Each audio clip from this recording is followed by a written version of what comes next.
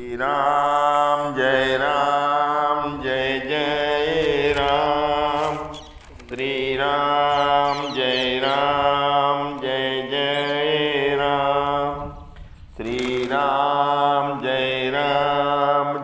જય રામ. સચ્ચિદાનંદ ભગવાન કી જય.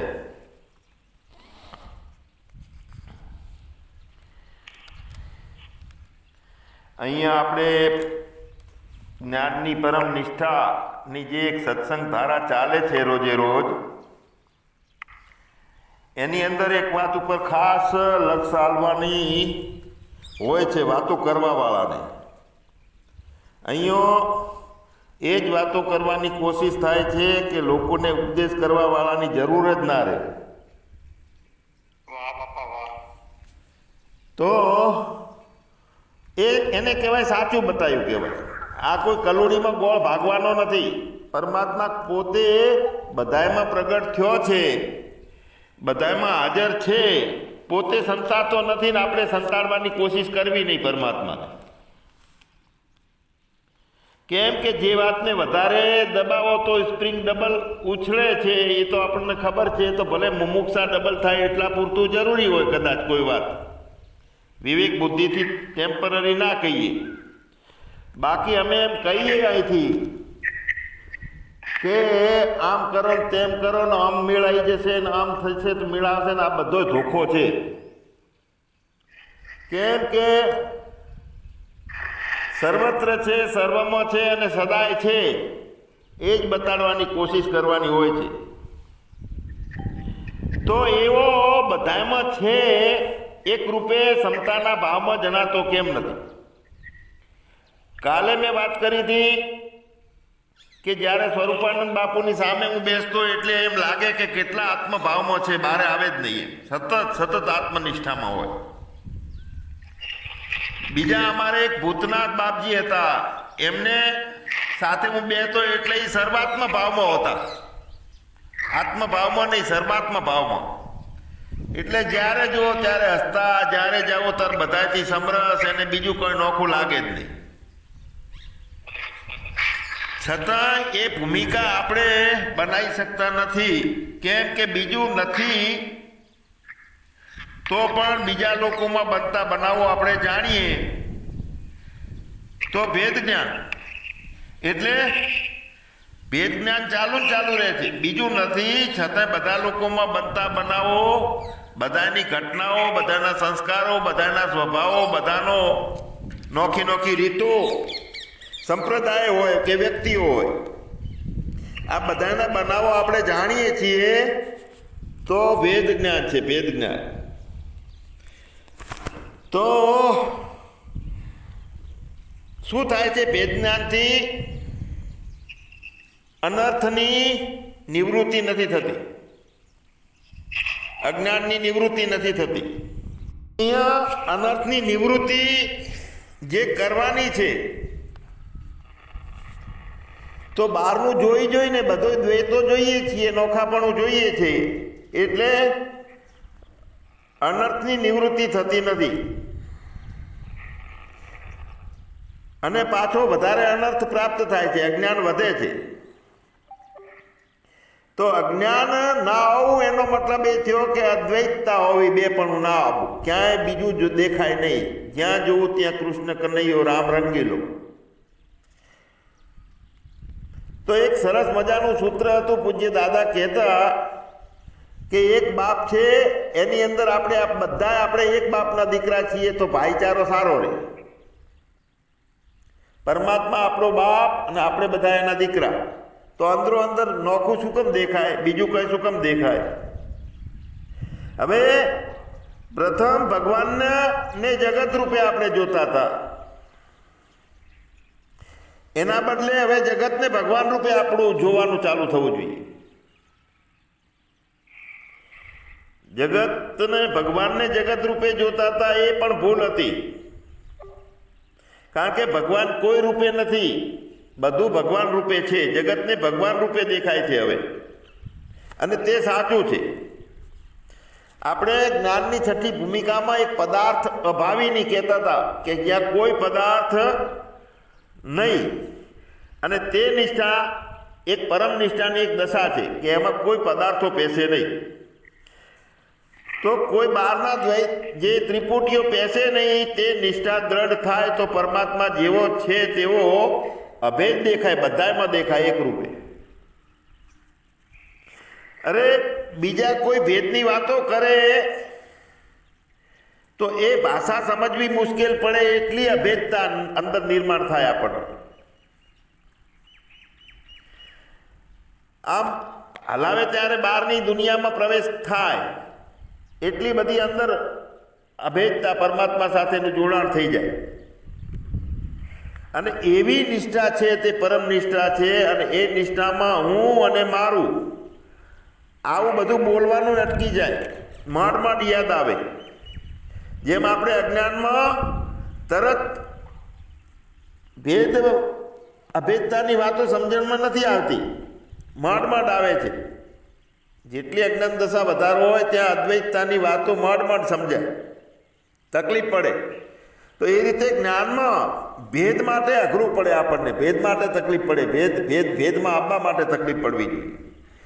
અને એવી દશામાં જગતનું ભાન માટે કોઈ કારણ રાખવું પડે, નહીતર પ્રાણ બંધ થઈ જાય. ખાવામાં ના આવે માણસ, વ્યક્તિ પ્રાણને પોષણ કરવામાં બહાર ના આવે તો જગતનું ભાન માટે કોઈ કારણ રાખવું પડે છે. તો જગતના ભાનમાં તે કારણ આપણને જોઈન્ટ રાખે, કારણ હોય જોઈન્ટ રાખે, એ કહેવાય પ્રારંભ. જેવું કારણ એવું જગતમાં રહેવાનું બને. જો કારણ નહીવત હોય, સામાન્ય શુલ્ક હોય, સતત પોતાની મોજ જ ગમતી હોય, તો તરત જ વિશેષ થયેલો આપણે હોઈએ એટલે સામાન્ય કારણ હોય તો અંતઃકરણમાં આવવાનું તરત થઈ અને પાછું બંધ થઈ જાય, નીચે ઉતરવાનું થાય, પણ કોઈ કારણ મોટું ના હોય તો તરત બંધ થઈ જાય.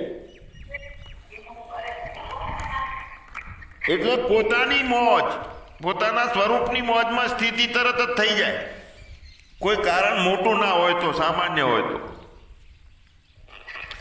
પણ ભય, શોક, હર્ષ એ તો બિલકુલ હોતા જ નથી જ્ઞાનીમાં. બધું પાણીના લીટાની જેમ થાય, પાણી ઉપર કરેલા લીટાની જેમ. કેવી રીતે જેમ બેંકમાં કેશિયર રોડ નોટો લે છે અને આલે છે, તો લેતા ટાણે એ ખુશી નથી થતી એને, અને આલતા ટાણે એનું મોઢું બગડતું નથી કેશિયરનું. એ રીતે હર્ષ અને શોક થતો નથી જ્ઞાની. હા, તો બધું શું થયું? મમતામાંથી ખસી જાય ને સમતામાં સમાય. તો કેવી સમતા? બધું ભગવાન રૂપે જણાય, બ્રહ્મમાં જગત આખું સમાઈ જાય. પાછું ઊભું થતું હોય તો ઊભું થઈને પાછું તરત સમાઈ જાય. જેમ આપણે લટકતા હોઈએ ને એક હાથથી ગાડી પકડીએ, બીજા હાથથી ફોન આવે તો ઉપાડી લઈએ, ફોન પૂરો થાય એટલે બે હાથથી ગાડીને પકડી લઈએ, બારે લબડતા હોઈએ તો બંને અંદરથી સમાઈ જવું, પાછું ઊભું થતું, પાછું તે સમાય.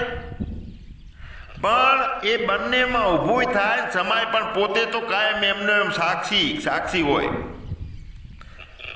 કેવી રીતે હોય? તો જેમ ઘડાનો અને માટીનો સંબંધ છે એમ નહીં, ઘડાનો અને કુંભારનો સંબંધ છે એવી રીતે. ઘડો ફૂટી જાય તો શું? કુંભારને કાંઈ થાય નહીં, રોવે નહીં ઘડો, કુંભાર રોવે નહીં.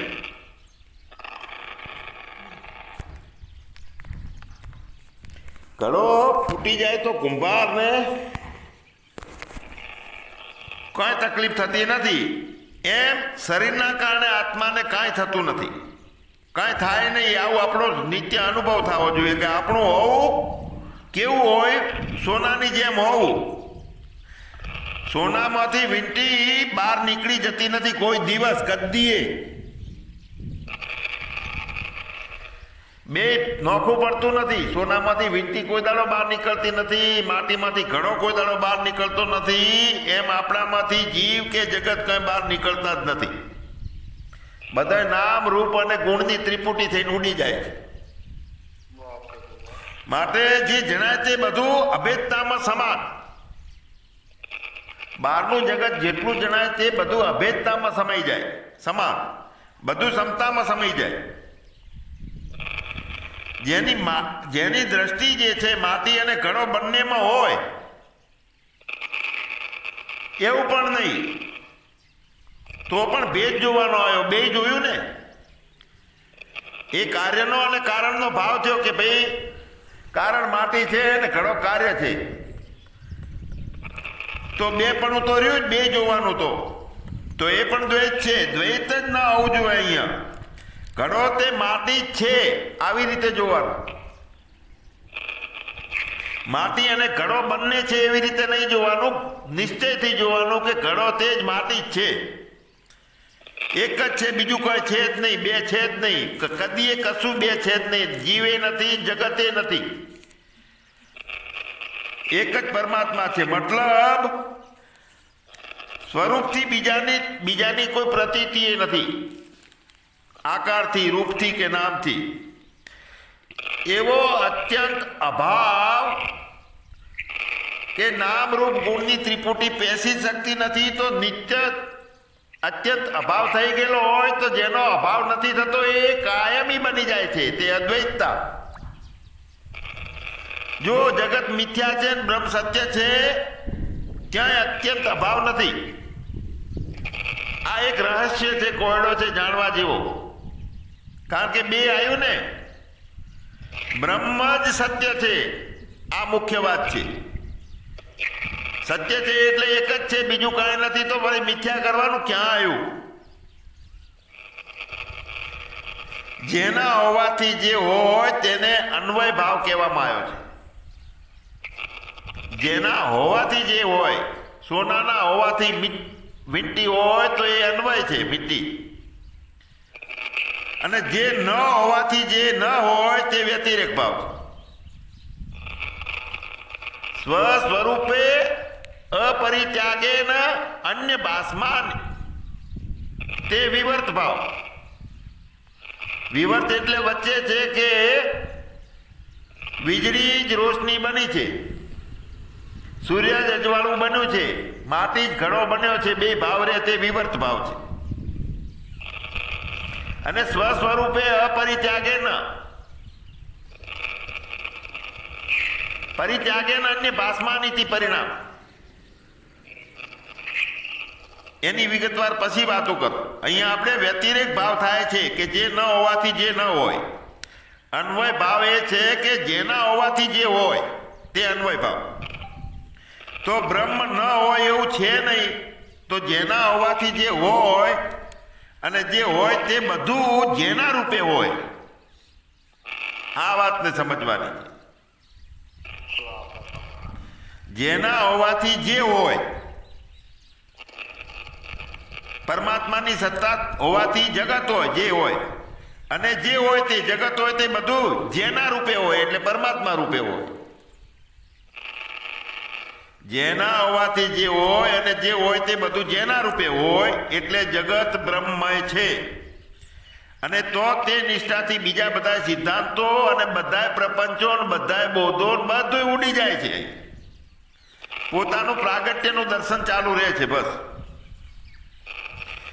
આપણે આંખથી જોઈએ છીએ એ જ વખતે પગથી ચાલતા હોઈએ છીએ ને હાથથી કામ કરતા હોઈએ છીએ. તો બધું એક સાથે થાય છે. તો એ વખતે એવું તો થતું નથી ને કે હાથ કામ કરે છે એ વખતે પગ શું કેમ દોડતો હશે ને આખું જોવાનું કેમ બંધ કરતી નથી. કેમ કે એક જ ની અંદર બધા છે એટલે બે પણ ઊભું થતું નથી. આપણને આંખ નોખી, પગ નોખા અને હાથ નોખા એવું જણાય છે કાર્યભાવથી. પણ હોવાના ભાવમાં બાકી બધું મારું છે, મારામાં જ છે. એટલે કોઈ ભેદ થતો નથી કે એ આંખ તું જોવાનું બંધ કર, કામ હરખી રીતે દોડતા નથી એવું ફરિયાદ નથી કરતા આપણે. નોખું નથી કાંઈ. એવું કોને લાગે છે કે એક જોવાવાળાને? તો મારામાં છે એવું શરીરના અલગ અલગ અંગો નોખા નથી પડતા, તો જગત આખું મારામાં કરી લો ને ભાઈ. અને આપણે 5.5 ફૂટના બદલે આકાશથી મોટા બની જઈએ છીએ. આપણે શરીરના ભાવમાં મારો હાથ, મારી આંખ, મારા કાન, મારા પગ નોખું નોખું કાર્ય કરતા હોવા છતાં નોખું લાગતું નથી. કેમ કે મારામાં છે એમ માન્યું, મારા જ અંગો છે એમ માન્યા, મારા રૂપે છે એવું માન્યું. તો આપણે અવિનાશી વિભુન ભસમ આકાશ જેવા વ્યાપક છીએ. તો એની અંદર યોમે પશ્યતિ સર્વત્ર સર્વચ્ચમય પશ્યતિ, બધું મારામાંથી ઉત્પન્ન થાય છે, મારામાં જ રહે છે, મારામાં પાછું ખતમ થાય છે. અને બધું મારું છે, મારા રૂપે છે, બીજું કાંઈ નોખું નથી. નોખું ના પાડવું આ મુખ્ય જીવનનો સિદ્ધાંત છે. નોખું ના પાડવું તે ભેદ નહીં.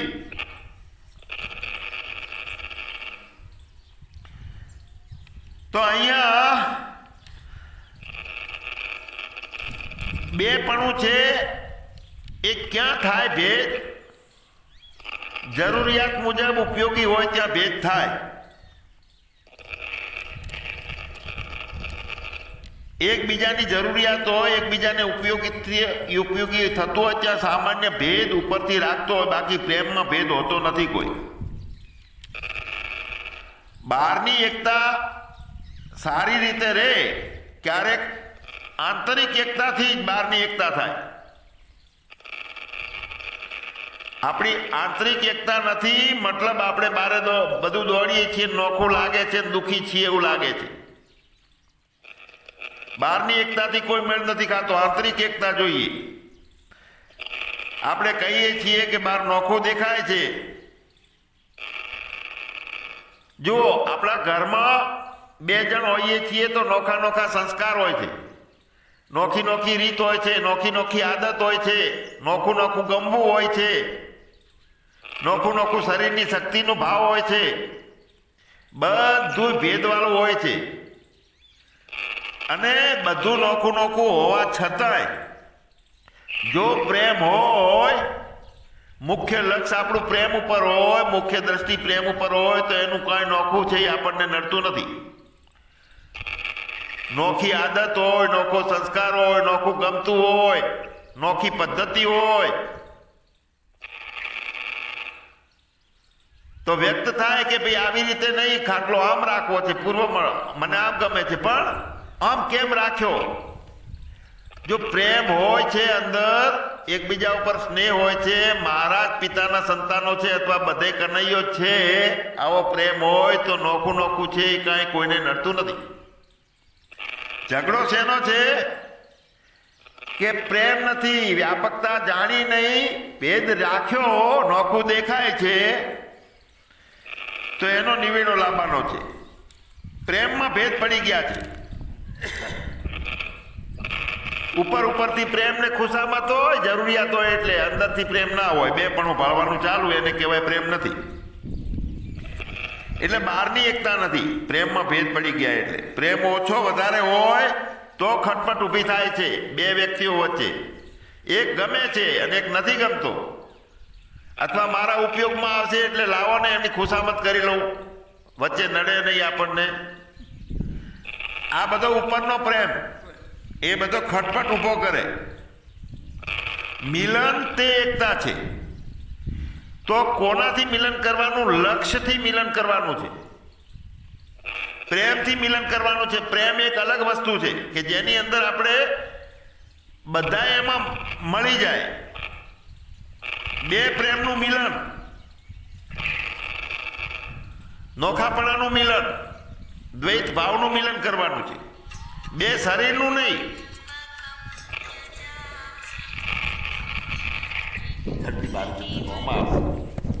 દૂર જતા 2 શરીરનું મિલન નહીં.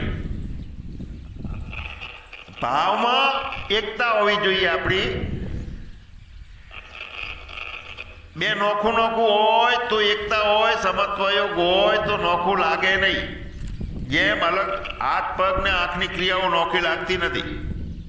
અને સમત્વ યોગમ ઉચ્યતે તે જ લક્ષ્ય સાધ્ય કરવાનું છે કે બધે સમતા એટલે જમીન ખેડી અને ઢેફા ઊભા ત્યાં તો ઉપર હમાર ફેરવવાનું આ સમતાનું ઢેફા અને માટી એકરૂપ થઈ જવી જોઈએ બે સાથે રહીએ છીએ તો રુચિ તો નોખી હોય છે આદતો નોખી હોય છે સંસ્કારોમાં ભેદ હોય છે સામર્થ્યમાં ભેદ હોય છે શક્તિ ઊંચી વધારે હોય પણ લક્ષ્ય એક હોય સત્યનું લક્ષ્ય હોય પ્રેમનું લક્ષ્ય હોય તો તે ભલે ભોજન કાચું બની જાય કે ગમતું કર્યું હોય નાખ્યું હોય પણ જે આપણો ઈગો છે ને મારો આ અધિકાર છે અધિકાર પણ ખલાસ થઈ જાય સાધના અલગ હોય તોય નડે નહીં કોઈ માતાજીને માને કોઈ રામાપીરને માને કોઈ ભગવાનને માને કોઈ અસંગી રે સાધના અલગ હોય છતાં પણ જો લક્ષ્ય એક હોય કયું લક્ષ્ય કે જે એકમ નિત્યમ વિમલમ અચલમ સર્વથી સાક્ષીભૂતમ ભાવાતીતમ ત્રિગુણ રહિતમ સદગુરુ ત્વમ નમામી એટલે નમામી એટલે બીજું કાંઈ જ નહીં એકની સત્તા માન્ય એક જ માન્ય બીજું કોઈ લક્ષ નહીં અને બીજું કોઈ લક્ષ નથી અને બધા એક પિતાના સંતાન છે આને કહેવાય પ્રેમ તો કોઈ કોઈનો ડખોય નથી ખટપટે નથી પ્રપંચે નથી બધા જ પરમાત્મા રૂપે માનવાના બધાનો સ્વીકાર કોઈનો અસ્વીકાર નહીં એટલે અમને બાપુજી કહેતા કે કાં તો બધું લઈ લો ને કાં તો બધું આપી દો બધું જો લઈ લઈએ છીએ તો આપણે આત્મભાવમાં રહીએ છીએ ને બધું આપી દઈએ છીએ તો સર્વાત્મ ભાવમાં થઈ જઈએ છીએ એક છે આત્મ જ્ઞાન એક છે બ્રહ્મ જ્ઞાન પણ બધું એકનું એક છે ન્યુટ્રલ ગેરમાં ગાડી ચલાવવાની વચ્ચે ડખા કરનારો જે ડફોળ ઊભો થયેલો છે એ ડફોળ ખલાસ થવો જોઈએ ડખા કરનારો આખા જીવનનું મુખ્ય તાત્પર્ય અને લક્ષ્ય આ છે જ્ઞાન પૂર્ણ પ્રાગટ્ય નથી થતું કોનું કરવું છે ભાઈ હાજરા હજુ સાક્ષાત છીએ ચેતન જ છીએ બીજું કાંઈ દેખાતું નથી એવી એક અવિરત નિત્ય ધારા એક રસ અંદર બહાર એક રસ જો ચેતન ભરપૂર એ અનુભવ લેનારો અનુભવ થાય છે અને અનુભવમાં જેટલું જેટલું ઊભું કરેલું છે બધું એક રૂપે થઈ જાય સચ્ચિદાનંદ ભગવાનની જય